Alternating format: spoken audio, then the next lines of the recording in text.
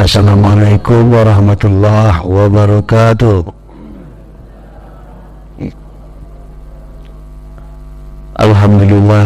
Alhamdulillahillazi hadana li hadza wa ma kunna linahtadiya laula an hadanallah.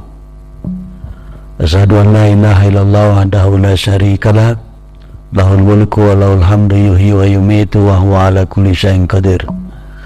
Nusalli wa nusallim ala nabiyyina Mustafa Muhammadin wa ala alihi wa sahbihi wa man tabi'ahum bi ihsanin ila yaumiddin, amma ba'du. Inna asdaqal hadisi kitabullah wa khairul hadi hadi Muhammad sallallahu alaihi wasallam. Bapak ibu-ibu yang dimuliakan Allah Subhanahu wa taala. Mohon maaf suara saya hampir habis karena kayaknya saya ini mau batuk. Ini udah sakit tenggorokannya. Tapi suara saya masih bisa didengar dengan baik atau tidak?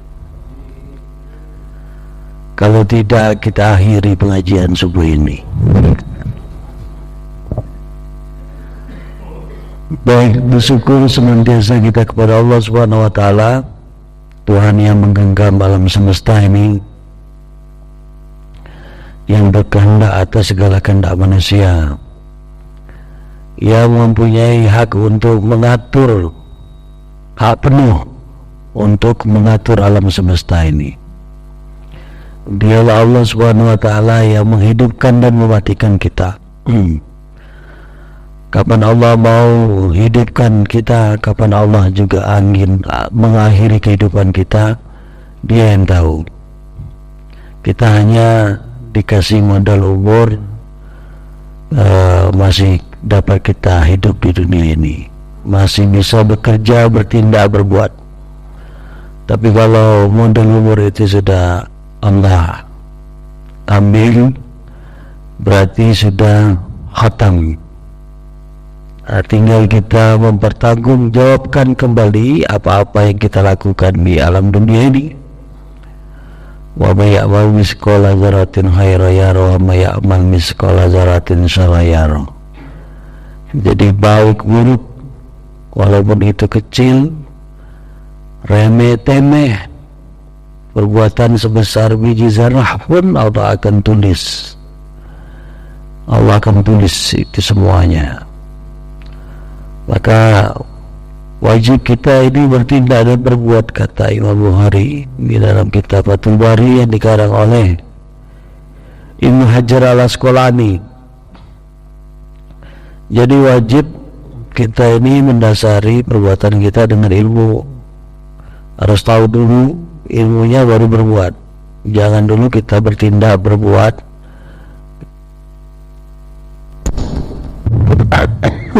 kecuali kita tahu ilmunya. Maka wajib terlebih dahulu kita sebagai hamba Allah Subhanahu wa taala itu berilmu, mengetahui segala sesuatunya. Allah turunkan surat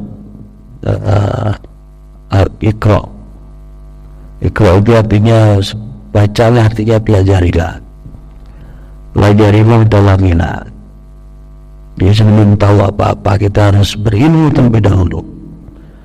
Dia yang lain Allah katakan fa'alam, berilmulah, fa'alam annahu la ilaha illallah.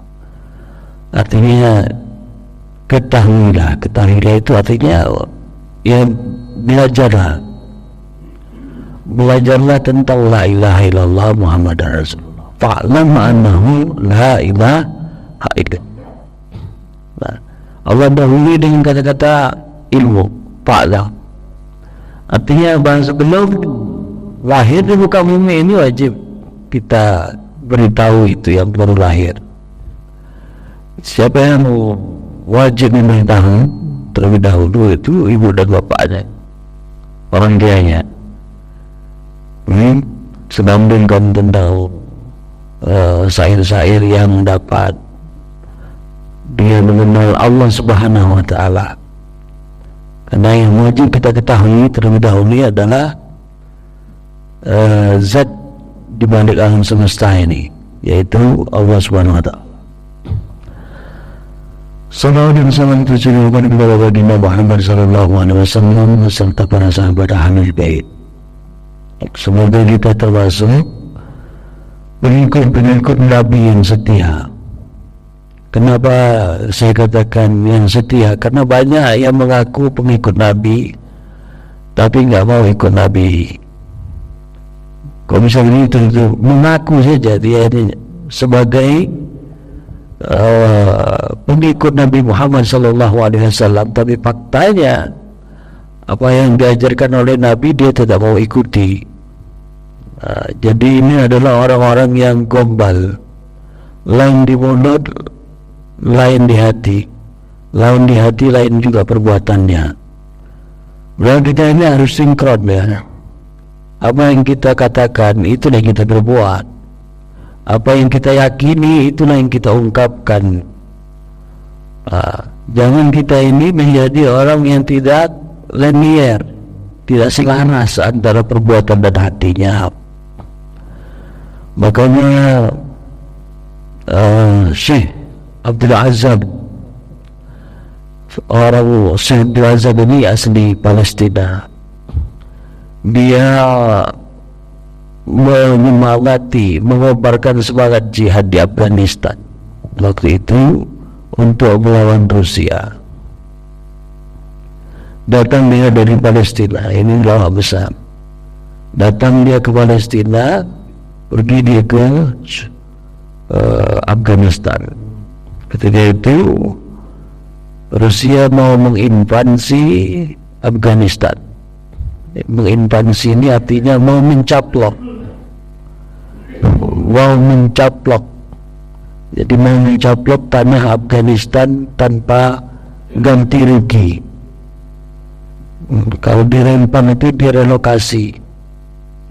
Kalau di Afghanistan dulu mau dicaplok, mau dikuasai tanpa ganti rugi secara paksa. Nah tentu orang Afghanistan akhirnya angkat senjata. Ini orang kalau sudah terusik hartanya, nyawanya, agamanya apalagi, itu sanggup dia angkat senjata. Mbak perbuatan Melayu mending mati berdiri ketimbang hidup menunduk di depan penjajah. Daripada menjadi budak mending mati berdiri, ya kan? Nggak enak jadi budak, kerja paksa, kerja rugi dan sebagainya. Jadi waktu Syekh Abdul Azzam itu mengatakan di dalam kitabnya Tarbiyatul Jihadiyah, jadi dia mengarang buku tentang pendidikan jihad dalam Islam. Nah, ini wajib juga kita pahami tentang jihad ini ya. Wajib itu, karena ini semuanya wajib dipelajari. Apa saja di dalam Al-Quran itu wajib semuanya untuk kita ketahui. Apalagi tentang jihad ini. Dan jihad ini, inilah yang ditakuti oleh orang-orang kafir. Kalau kaum muslimin ini mendalami tentang syariat jihad. Kenapa? Gara-gara jihad inilah Islam itu berkembang sepertiga dunia ini. Sepertiga dunia ini berkembang Islam gara-gara dakwah dan jihad. Kaum muslimin wajib berdakwah, menyampaikan Islam. Nah, di dalam kitabnya Tarbiyatul Jihadiyah, Syekh Abdul Azzam mengatakan, kenapa kaum muslimin hari ini mundur, terbelakang, kalah pengaruh dengan orang-orang kafir. Artinya orang kafir sekarang kenapa mereka sampai memimpin dunia, mendominasi dunia ini? Kenapa mereka menjadi negara superpower, negara satelit, sedangkan kita ini negara yang terbelakang? Umat Islam ini hancur, mentalnya rapuh, mentalnya terjajah. Kenapa? Alasannya, kata Syekh Abdul Azzam dalam kitabnya Tarbiyatul Jihadiyah itu, karena kaum muslimin itu tidak berbeda antara lisan dan hatinya. Apa yang diyakini oleh hatinya berbeda dengan lisannya. Hatinya muslim, hatinya iman, tapi lisannya kafir. atau sebaliknya lisannya beriman, mengaku Islam, tapi hatinya kafir. Nah, inilah kesalahan umat Islam yang paling fatal, sehingga mereka terpuruk dalam semua lini kehidupan. Kata Syekh Abdul Azam itu. Nah, sebenarnya orang kafir, kenapa dan mereka maju? Karena selaras antara hati dan lisannya. Hatinya kafir, lisannya pun kafir. Lisannya kafir, hatinya kafir. Sedangkan orang-orang yang beriman, orang-orang Islam ini lisannya saja beriman. Dia ketika ditanya kaum muslim beriman, iya, tapi hatinya banyak menolak Islam. Wah. Gini, malaikat perlu menyikapi kita ini. Sebenarnya ini muslim atau kafir. Makanya dalam hadis Rasulullah SAW, bagi orang ini asbaha mu'minan wa amsa kafiran, kata Rasul, bahwa orang muslim ini di pagi hari dia beriman, di siang hari dia kafir. Menjelang malam dia beriman balik, menjelang pagi dia kafir lagi. Banyak orang muslim yang seperti itu. Maka kita jangan sampai seperti itu ya, agar oleh karena itu pastikan sebuah tindakan dan perbuatan kita itu betul-betul. Ketika banyak orang di Indonesia ini, ketika diserukan kepadanya untuk tunduk patuh sepenuhnya kepada Allah dan Rasulnya, mereka memilah-milah, memilih ini.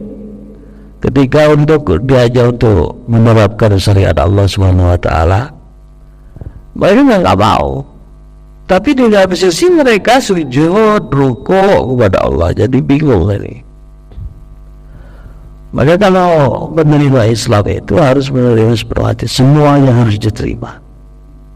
Dan semua permasalahan di dalam Islam ada obatnya semua. Semua penyakit di dalam Islam, penyakit umat ya, kemungkaran, kemaksiatan itu, permasalahan problematika umat ini bisa diselesaikan semuanya di dalam Al-Quran. Makanya Allah katakan Al-Quran itu syifa linnas, jadi obat. Jadi kalau kita sakit jauh dari obat ini, ya maka terus akan sakit. Jadi manusia dunia ini kalau jauh dari Al-Quran, maka akan terus banyak masalah. Contohnya di Indonesia ini, masalah itu enggak selesai. Belum selesai masalah ini, muncul masalah itu. Belum selesai masalah itu, kembali ke masalah yang ini. Masalah ini belum selesai, muncul lagi masalah yang baru. Terus terang aja untuk masalah tanah ini saja ya, masalah rempal ini. Masalah tanah ini ada 9 juta kasus.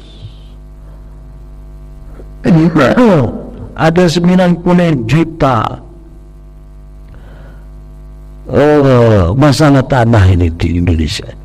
Dan laporannya udah ribuan ke Ombudsman, ke Komisi Ombudsman. Ini adalah komisi yang mengawasi kinerja pemerintah. Itu laporan masalah tanah ya, dari Sabang sampai Merauke itu ada sekitar 6.000 kasus. Bayangkan, dan itu semuanya nggak selesai. Masalah tanah ini saja. Kenapa nggak selesai? Karena Islam tidak dijadikan barometer. Kenapa mau diatur dalam Islam masalah pertanahan ini? Supaya tidak terjadi seperti ini, penyerobotan sepihak, penggeseran sejengkal demi sejengkal. Banyak kan orang yang gesek-gesek tanah, kan banyak juga. Mafia tanah, sertifikat dikeluarkan 3 kali dalam satu bidang tanah. Banyak atau sedikit yang kayak gitu? Banyak. Oleh tim komplain ini ada kawasan yang sampai hari ini nggak dibangun-bangun orang. Kenapa? Sertifikatnya ada 4. sertifikatnya ada 3. Yang sengketa banyak sekali, makanya hati-hati kalau beli tanah di Riau. Semenjak otonomi daerah, Riau, nilai tanah Riau ini tiba-tiba jadi mahal. Karena dia mahal, yang dia pernah buka balik semuanya ke Riau. Pas dilihatnya tanahnya, kenapa sudah ada pondok, kenapa sudah ada rumah, padahal dulu aku yang nebang hutan, aku yang nebasi, aku yang magari. Ya. Bagaimana Islam memandang persoalan ini? Jadi jangan jauh-jauh cari solusi. Cukup yang kita kembalikan kepada Islam. Ya. Apalagi yang dialami oleh Pulau Rempang sekarang, coba, yang mereka hidup ratusan tahun di sana, nenek moyang mereka hidup di sana, orang Melayu. Orang Melayu ini suku termasuk suku tua di Nusantara. Di dalam sejarah masuknya Islam ke bumi Nusantara ini, orang-orang Arab dulu, ya, sejarah ini kan ada 2 teori, ada teori Hijaz, ada teori satu lagi. Nah, teori Hijaz mengatakan bahwa datangnya orang Arab ke sini ini, mereka mengenalnya dengan Melayu. Indonesia ini mereka mengenalnya dengan istilah Melayu. Kalau dulu Melayu ini dipimpin oleh Sriwijaya, jadi jajahan Sriwijaya itu rata-rata Melayu. Nah, Sriwijaya, raja terakhirnya Bula Warman itu masuk Islam. Nah, orang Arab mengatakan Sri Buddha, Buddha Islam. Jadi orang Buddha yang masuk Islam. Bula Warman itu. Nah, Bula Warman itu adalah raja Sriwijaya terakhir. Itu mengundang orang Islam, dai-dai Islam untuk datang ke tanah Sumatera untuk mengajarkan Islam. Makanya Melayu identik dengan Islam. Banyak tulisan-tulisan yang Melayu itu pada akhirnya itu bertuliskan Arab. Makanya ada Arab Melayu. Di Jawa nggak ada, Arab Jawa nggak ada, Arab Papua apalagi nggak ada, tapi Arab Melayu ada. Ini menunjukkan bahwa Melayu dengan Islam itu sangat-sangat kuat sekali. Bahwa tahliang Melayu di bumi artinya itu adalah Islam. Jadi kalau disebutkan Melayu itu adalah Islam. Nah, kalau begitu, di mana saja orang Melayu tinggal, berarti mereka itu sudah lama di situ. Kalau bicara sejarah, ratusan bahkan sudah ribuan tahun turun temurun hidup di situ. Oleh ini bagaimana Islam memandang melihat orang yang sudah puluhan ratusan tahun hidup di tanah itu, mereka membuat kampung perkampungan. Nah, inilah yang diatur oleh Allah Subhanahu wa taala. Karena hakikatnya alam semesta ini kan milik Allah. Hakikatnya harta di bumi ini, tanah, air, pakaian yang kita kenakan, rumah yang kita huni, kendaraan yang kita pakai, itu semuanya hakikatnya adalah malullah. Dengan simpan yang harus ada ilmunya, sumber hukumnya. Di dalam Al-Quran Allah katakan wa atuhum mirmanillah, berikanlah kepada mereka harta Allah. Nah, Allah memerintahkan kepada manusia untuk memberikan harta milik dia kepada orang lain. Waktu berikanlah oleh kalian harta Allah itu kepada orang-orang yang membutuhkan. Di dalam Al-Quran begitu ya. Allah menggunakan dengan kata-kata malullah, harta Allah, artinya semua di dunia ini adalah harta Allah. Di dalam hadis ada ayat 24 Allah katakan juga walillahi ma fis samawati wa ma fil ard, bahwa milik Allah lah apa-apa yang ada di langit dan apa-apa yang ada di bumi ini. Jadi hakikatnya semuanya milik Allah. Jadi wajar kalau Allah atur apa-apa yang ada di dunia ini, karena Dia pemiliknya. Status kita ini kata Allah mustakhlaf, hanya orang yang diberikan mandat untuk mengelola. Allah memberikan izin saja, kelolalah.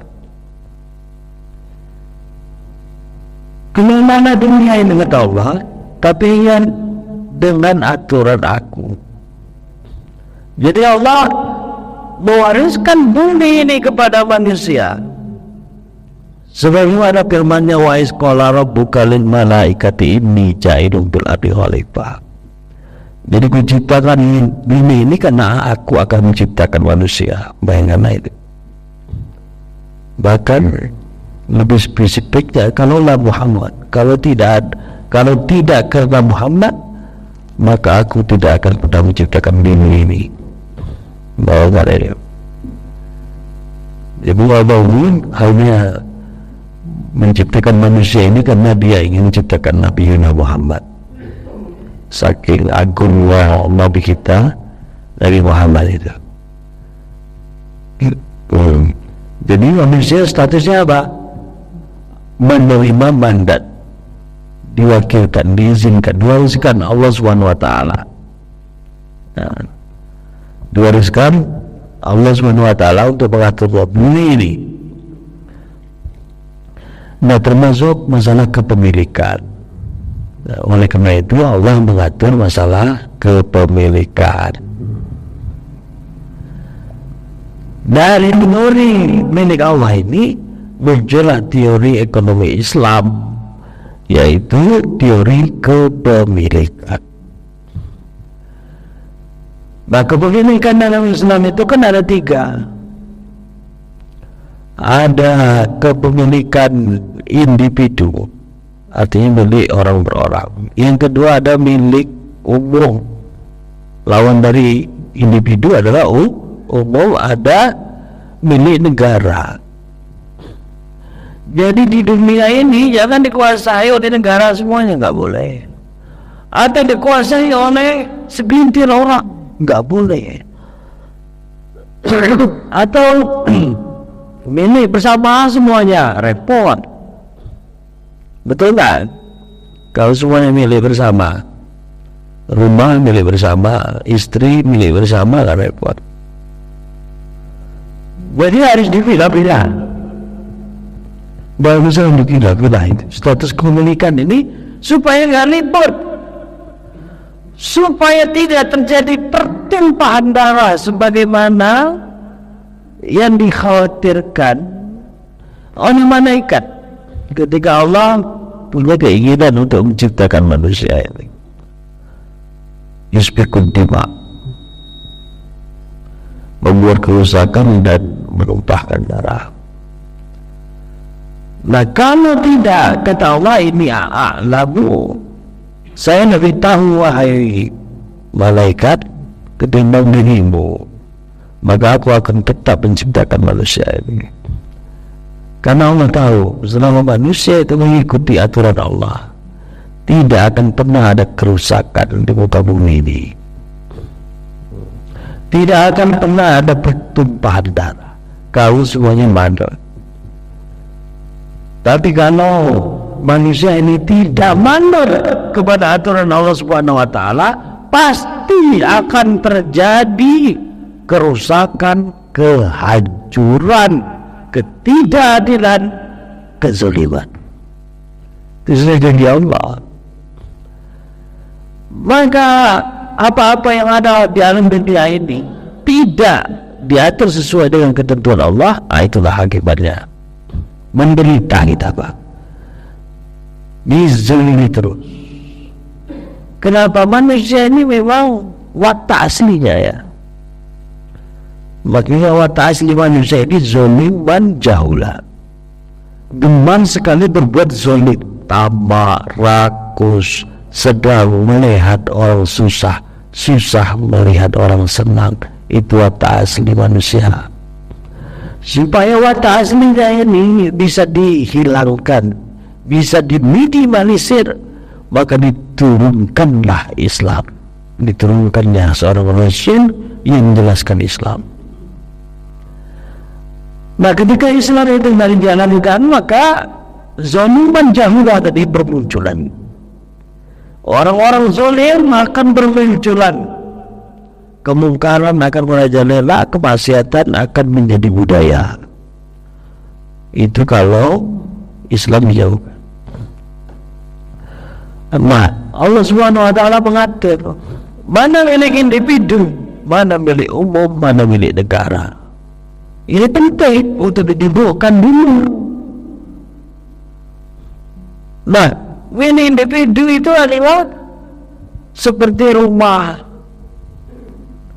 pakaian yang kita kenakan, hasil jerih payah dari kerja kita, warisan hibah orang lain kepada kita, itu bisa kita miliki secara individu.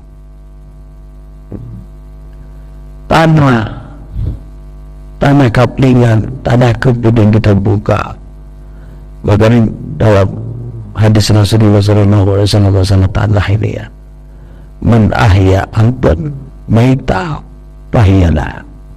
Barang siapa yang membuka tanah mati, artinya membuka hutan yang tidak produktif, diproduktifkan sama dia, menebas, lalu dia tanami tanah itu, maka tanah itu menjadi milik dia.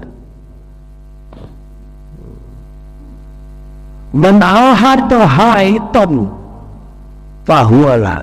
Barang siapa yang memagari sebuah tanah yang dia buka itu, dipagari yang ditanaminya, maka kata Rasulullah, maka tanah itu menjadi milik dia. Jadi sistem agraria dalam Islam, kalau ada penduduk yang sudah memakmurkan tanah itu, artinya menghidupkan, menanaminya menjadi kebun dia, sebelum dibuka oleh orang lain.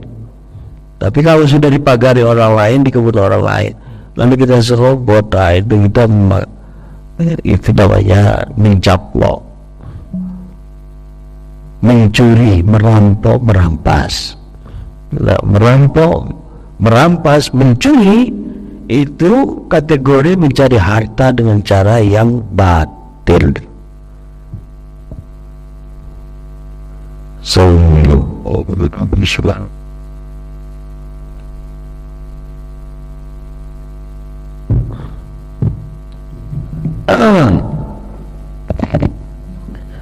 Itu mencari harta dengan cara yang batil. Padahal Allah nyatakan wala takulu amwalakum bainakum bil batil. Janganlah kalian memakan harta, artinya mencari harta, dengan cara yang batil. Mencari yang batil itu artinya ya batil, Allah murka. Mencari harta dengan cara yang batil, dengan cara merampas tadi, merampok. Jadi tanah ini kan ilmu ya, supaya tahu. Kalau ada hutan, dia bukan hutan lindung ya, dengan catatan. Karena dalam Islam juga mengenal ada istilah hutan lindung, karena untuk ekosistem, agar tanah nggak rontok ya, agar nggak longsor, maka tanaman itu tetap harus kita jaga, itu namanya lindung. Atau untuk binatang-binatang, untuk kehidupan binatang itu harus kita perhatikan juga. Jangan kita kemarau kali ya, bumi ini kita gunduli semuanya, sehingga makhluk Allah bernama harimau itu nggak ada lagi tempat, gajah nggak ada lagi tempat. Dan Allah ciptakan itu kan untuk hidup juga di muka bumi ini, maka itu juga harus kita jaga kelestariannya. Dalam Islam juga diajarkan itu. Bahkan ketika Khalifah Umar bin Abdul Aziz itu ya, bukit-bukit itu ditanami ke gandum. Kenapa ditanaminya gandum? Bukan untuk manusia gandum itu, tapi untuk siapa? Untuk burung. Untuk burung. Gandum-gandum itu banyak itu. Jadi teorinya supaya burung-burung pipit itu ya nggak makan padi-padi kita, maka kita tanamkan khusus padi untuk dia. Dari mana dia tahu ini untuk dia, ini untuk manusia? Pernah lihat burung? Tentu dari itu kan, kalau tahu dia tuh kalau makan padi yang itu pasti diusir oleh manusia, dia paham. Maka dia akan mencari padi-padi yang memang manusia tidak menunggunya.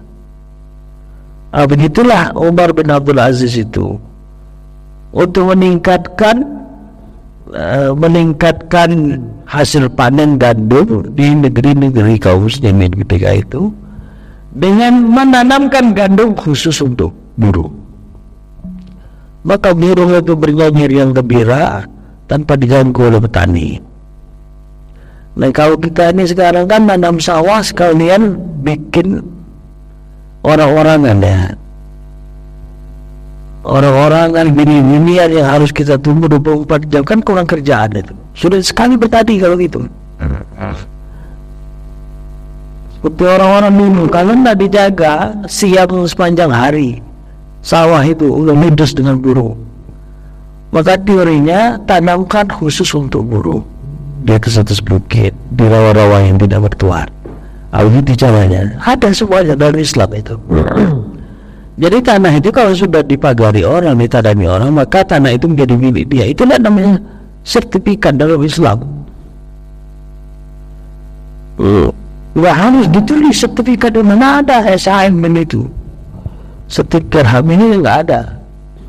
Selama dia itu, apalagi kalau sudah ditempati, rumahnya sudah di situ, pondoknya sudah di situ, berarti itu sudah menjadi milik dia.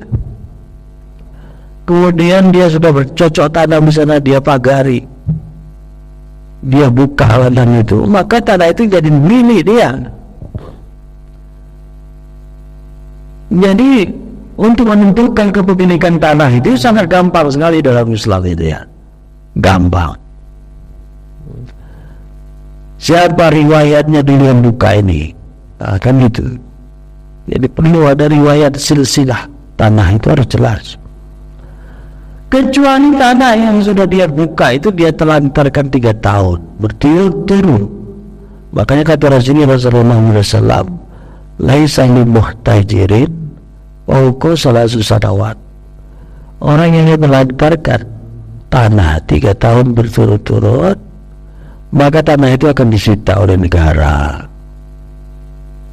Tapi kalau tanah itu terus dia kelola, dia tanami, ada tanamannya, dia pagari. Tapi kalau dia telantarkan, dia buka tanah, ditelantarkan, nggak ditanami, nggak ada tanam-tanaman dalamnya, itu ditunggu 3 tahun. Kalau 3 tahun berturut-turut akan disita oleh negara, disita dan akan diberikan kepada orang yang mampu untuk mengelolanya. Jadi kalau mau membuka ladang itu pastikan kita mau mengelolanya. Banyak sekarang ini orang dia beli tanah seluas-luasnya, setelah itu dia telantarkan hanya untuk menguasai saja. Gak boleh dong. Nah, oleh karena itu negara akan mengultimatum rakyatnya agar tidak menelantarkan tanahnya, harus produktif semuanya. Bayangkan kalau sistem ini berlakukan di Indonesia, yang punya tanah 3 tahun betul-betul ditelantarkan nggak ditanami, maka akan disita oleh negara, diberikan kepada orang yang mampu. Insya Allah nggak ada yang menelantarkan tanahnya, pasti ditanami semuanya. Minimal bariskan pisang kepol di situ, ubi, ini tidak ada tanaman. Maka kita punya kekuatan pangan yang sangat luar biasa. Nah, sekarang ini kan ketahanan pangan Indonesia ini kan bermasalah, apa-apa impor semuanya. Beras impor, jagung impor, keledai impor. Semuanya. Ini masih perhatian atau enggak? Kedelai impor, semuanya impor. Yang enggak impor itu satu saja, TKW.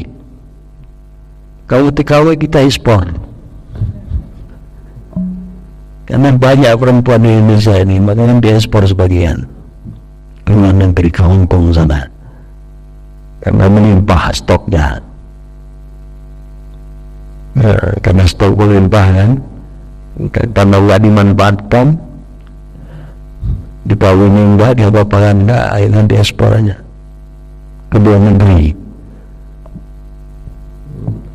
Jadi tidak boleh, karena status kepemilikan itu adalah milik individu. Jadinya tanah, rumah ini jadi milik individu. Bagaimana kalau negara darurat ingin menguasainya karena untuk kepentingan umat, misalnya kepentingan kemaslahatan negara dan bangsa, ganti dibeli oleh negara, dibeli. Namanya jual beli itu harus adil, harus ridho sama ridho. Yang menentukan harganya siapa? Ya tanya siapa yang mau jual itu, atau mengikuti harga pasar. Nah, apa-apa yang menjadi milik dia, tanah, bangunan dia, ya itu dihitung, dibeli, artinya diganti sesuai dengan keridoannya. Saya kalau beli air ini misalnya 10.000, tentu saya kan mau jual lagi nggak mungkin 10.000. Berapa saya jual? 12,5 minimal. Baru saya ridho melepas air ini. Itu yang disebut dengan keridoan dalam jual beli.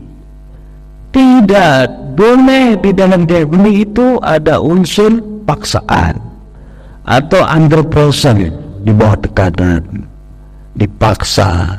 Jual beli nggak boleh. Kenapa? Karena tidak tercapai nanti tujuan jual beli antara itu.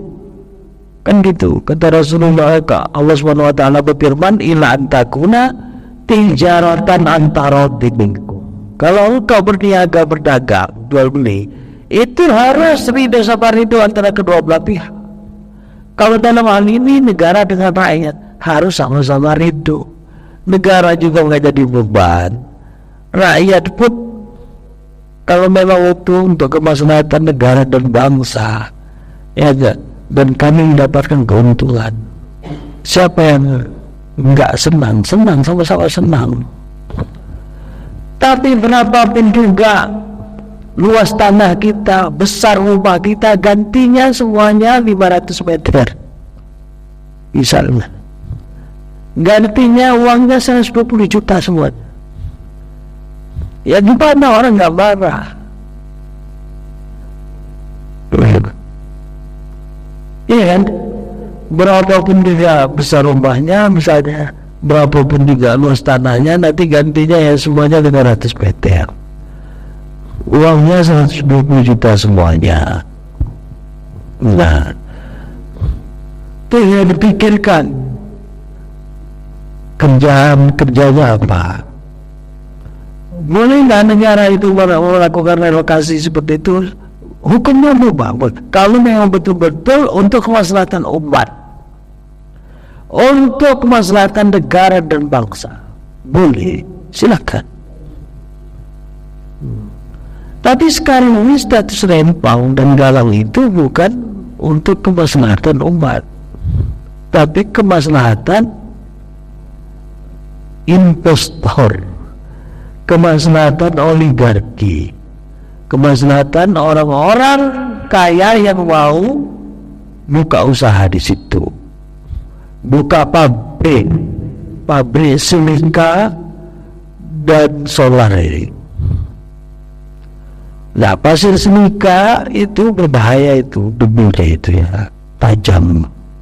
Itu kalau masuk ke paru-paru kita, itu dalam waktu yang lama paru-paru itu bisa membengkak.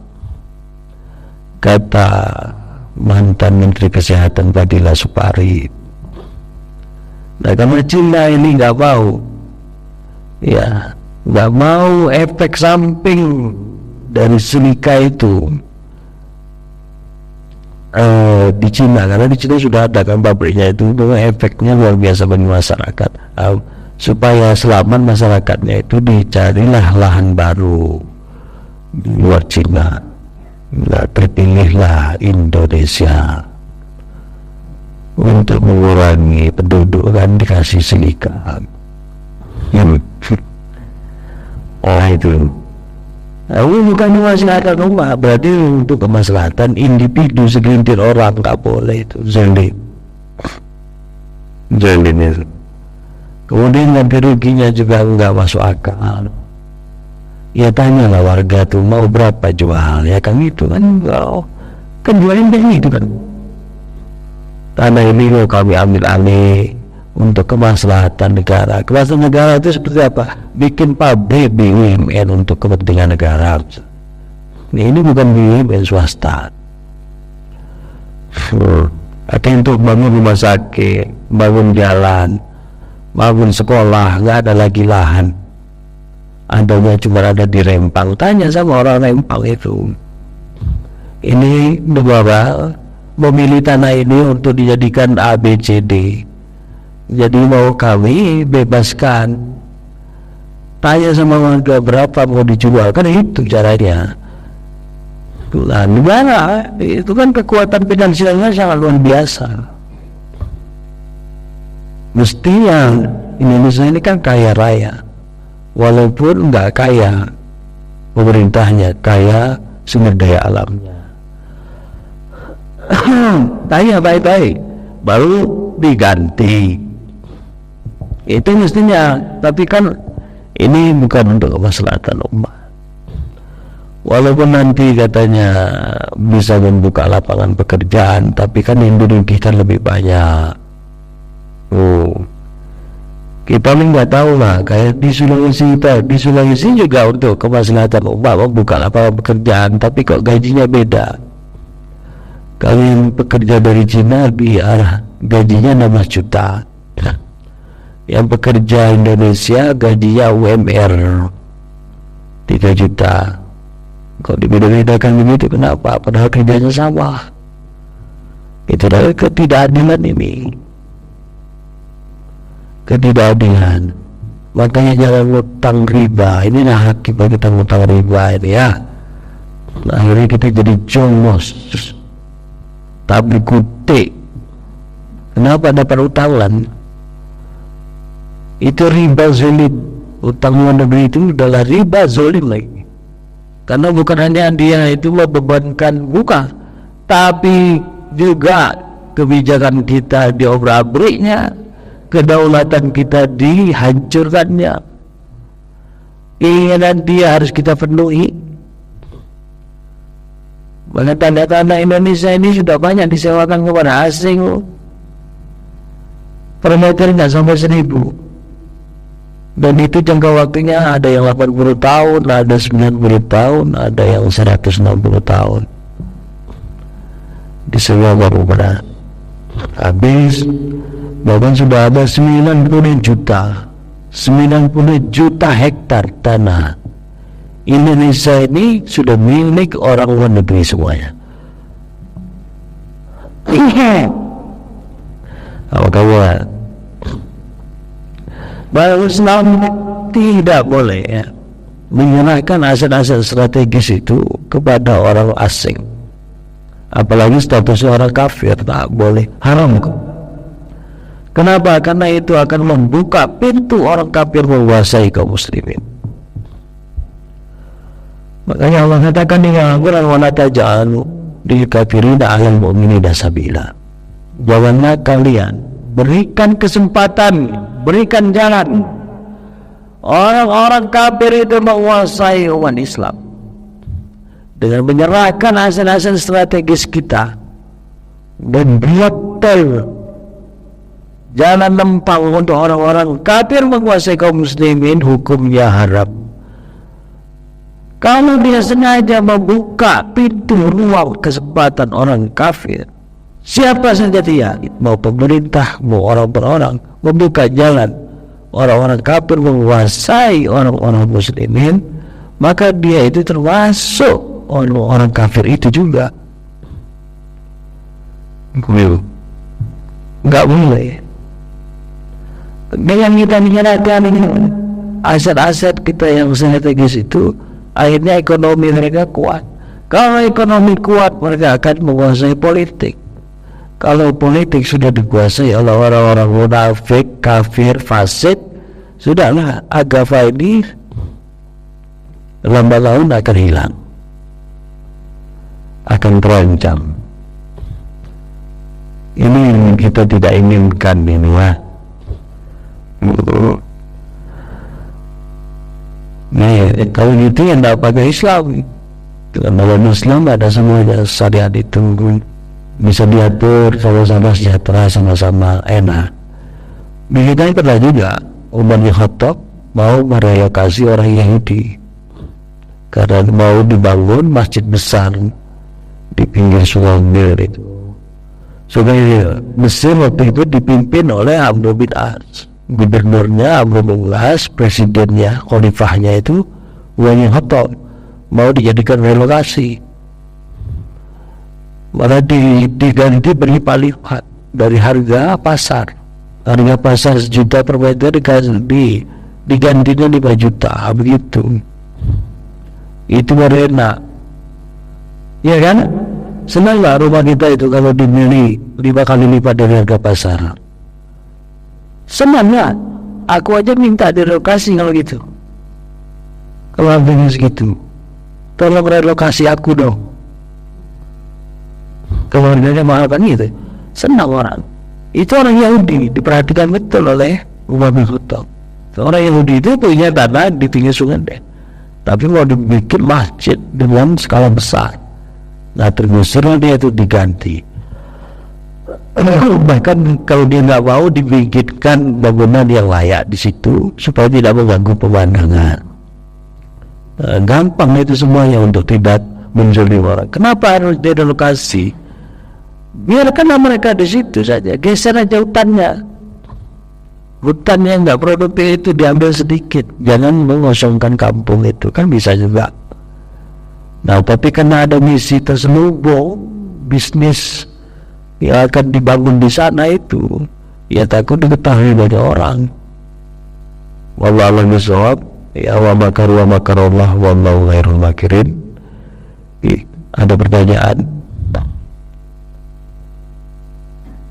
Cukup kan? Baik. Mudah-mudahan pengajian kita pagi hari ini dapat menambah pengetahuan dan menambah taqarrub kita kepada Allah Subhanahu wa taala. Kita akhiri majlis ilmu kita pagi hari ini dengan membaca doa kafaratul majlis. Subhanaka Allahumma wa bihamdika asyhadu an la ilaha illa anta astaghfiruka wa atubu ilaik. Assalamualaikum warahmatullahi wabarakatuh.